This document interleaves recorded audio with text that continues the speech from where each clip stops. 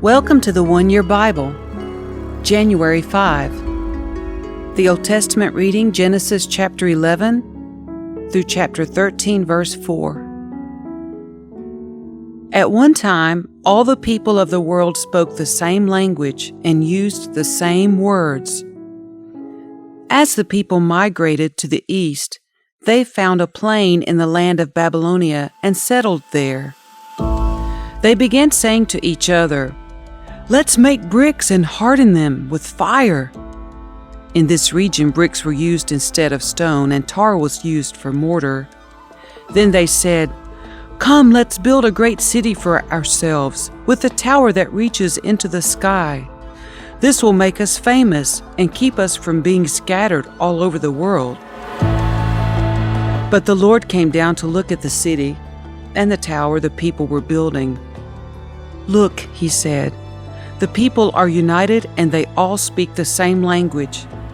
After this, nothing they set out to do will be impossible for them. Come, let's go down and confuse the people with different languages. Then they won't be able to understand each other." In that way, the Lord scattered them all over the world, and they stopped building the city.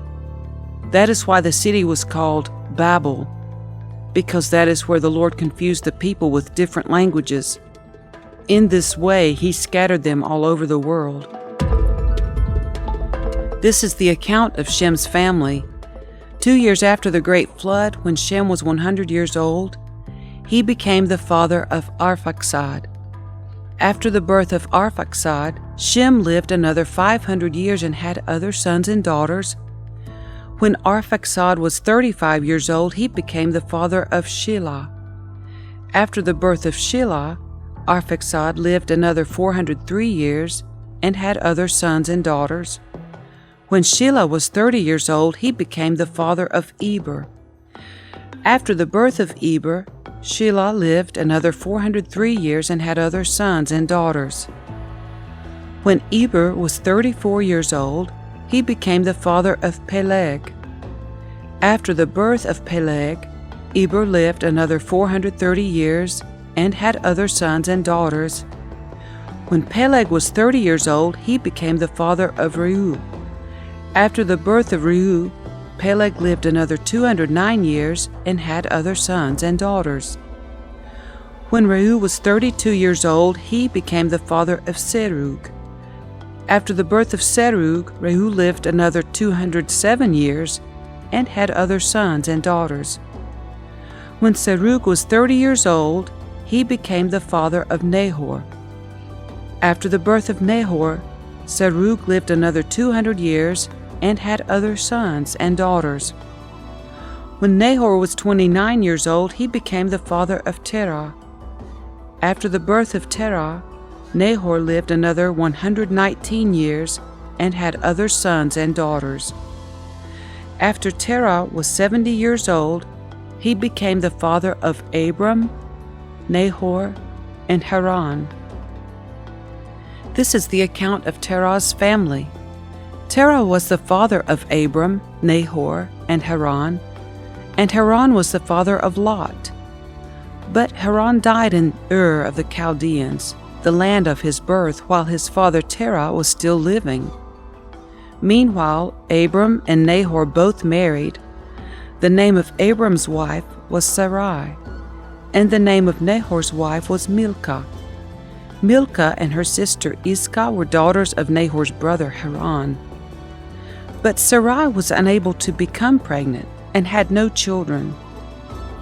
One day Terah took his son Abram, his daughter-in-law Sarai, his son Abram's wife, and his grandson Lot, his son Haran's child, and moved away from Ur of the Chaldeans. He was headed for the land of Canaan, but they stopped at Haran and settled there. Terah lived for 205 years and died while still in Haran. The Lord had said to Abram, "Leave your native country, your relatives, and your father's family, and go to the land that I will show you. I will make you into a great nation. I will bless you and make you famous, and you will be a blessing to others. I will bless those who bless you and curse those who treat you with contempt. All the families on earth will be blessed through you." So Abram departed as the Lord had instructed, and Lot went with him. Abram was 75 years old when he left Haran. He took his wife Sarai, his nephew Lot, and all his wealth, his livestock, and all the people he had taken into his household at Haran, and headed for the land of Canaan. When they arrived in Canaan, Abram traveled through the land as far as Shechem. There he set up camp beside the oak of Moreh. At that time, the area was inhabited by Canaanites. Then the Lord appeared to Abram and said, "I will give this land to your descendants." And Abram built an altar there and dedicated it to the Lord who had appeared to him. After that, Abram traveled south and set up camp in the hill country, with Bethel to the west and Ai to the east. There he built another altar and dedicated it to the Lord, and he worshipped the Lord. Then Abram continued traveling south by stages toward the Negev. At that time, a severe famine struck the land of Canaan, forcing Abram to go down to Egypt, where he lived as a foreigner.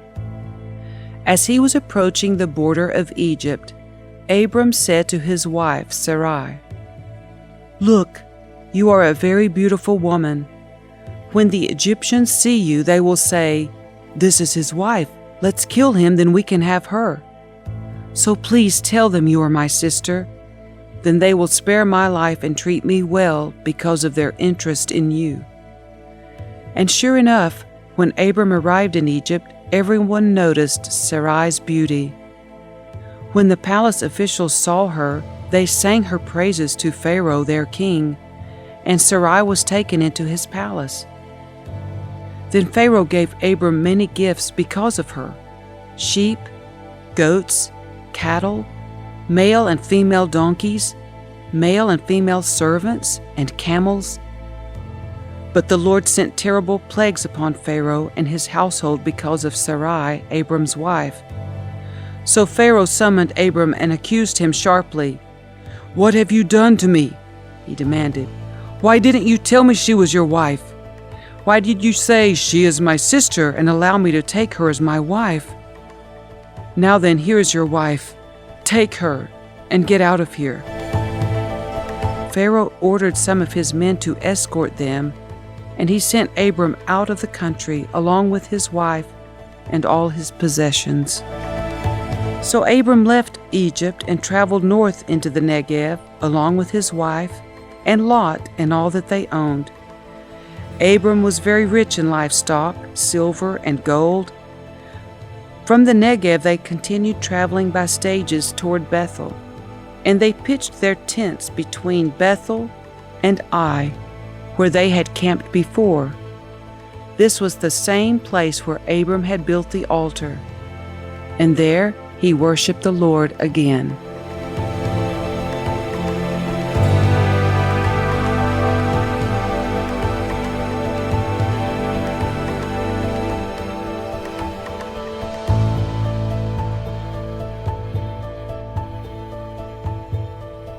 The New Testament reading, Matthew chapter 5, verses 1 through 26. One day, as he saw the crowds gathering, Jesus went up on the mountainside and sat down. His disciples gathered around him, and he began to teach them.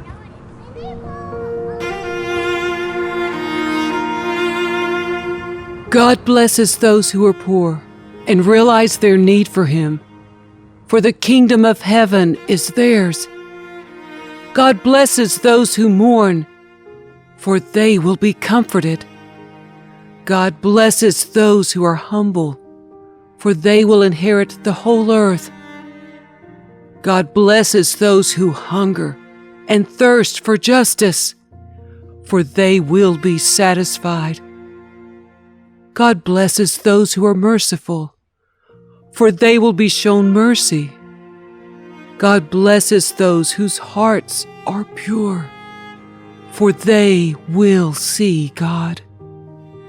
God blesses those who work for peace, for they will be called the children of God. God blesses those who are persecuted for doing right, for the kingdom of heaven is theirs. God blesses you when people mock you and persecute you and lie about you and say all sorts of evil things against you because you are my followers. Be happy about it. Be very glad, for a great reward awaits you in heaven. And remember, the ancient prophets were persecuted in the same way. You are the salt of the earth. But what good is salt if it has lost its flavor? Can you make it salty again? It will be thrown out and trampled underfoot as worthless. You are the light of the world, like a city on a hilltop that cannot be hidden. No one lights a lamp and then puts it under a basket. Instead, a lamp is placed on a stand where it gives light to everyone in the house. In the same way, let your good deeds shine out for all to see, so that everyone will praise your heavenly Father. Don't misunderstand why I have come. I did not come to abolish the law of Moses or the writings of the prophets. No, I came to accomplish their purpose. I tell you the truth, until heaven and earth disappear, not even the smallest detail of God's law will disappear until its purpose is achieved. So if you ignore the least commandment and teach others to do the same, you will be called the least in the kingdom of heaven. But anyone who obeys God's laws and teaches them will be called great in the kingdom of heaven. But I warn you, unless your righteousness is better than the righteousness of the teachers of religious law and the Pharisees, you will never enter the kingdom of heaven. You have heard that our ancestors were told, "You must not murder. If you commit murder, you are subject to judgment." But I say, if you are even angry with someone, you are subject to judgment. If you call someone an idiot, you are in danger of being brought before the court. And if you curse someone, you are in danger of the fires of hell. So if you are presenting a sacrifice at the altar in the temple, and you suddenly remember that someone has something against you, leave your sacrifice there at the altar. Go and be reconciled to that person. Then come and offer your sacrifice to God. When you are on the way to court with your adversary, settle your differences quickly.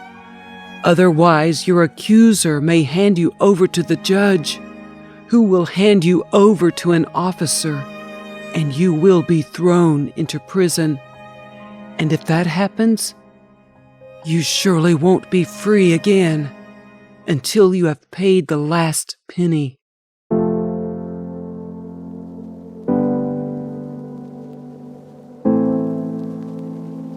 Psalm 5, verses 1 through 12.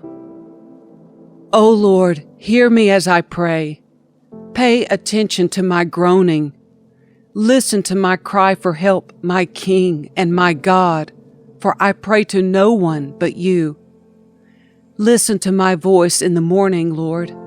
Each morning I bring my request to you and wait expectantly. O God, you take no pleasure in wickedness. You cannot tolerate the sins of the wicked. Therefore the proud may not stand in your presence, for you hate all who do evil. You will destroy those who tell lies. The Lord detests murderers and deceivers. Because of your unfailing love, I can enter your house. I will worship at your temple with deepest awe. Lead me in the right path, O Lord, or my enemies will conquer me. Make your way plain for me to follow. My enemies cannot speak a truthful word.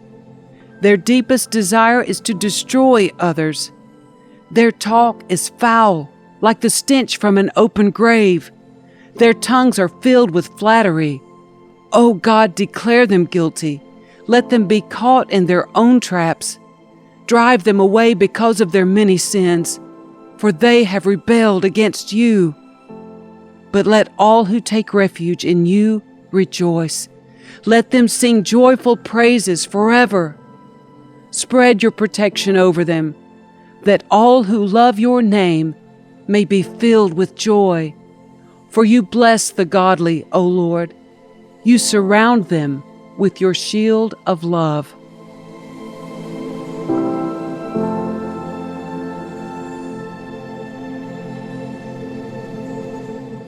Proverbs 1, verses 24 through 28.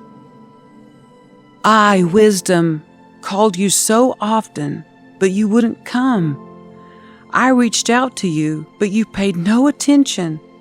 You ignored my advice and rejected the correction I offered. So I will laugh when you are in trouble. I will mock you when disaster overtakes you. When calamity overtakes you like a storm, when disaster engulfs you like a cyclone, and anguish and distress overwhelm you. When they cry for help, I will not answer. Though they anxiously search for me, they will not find me.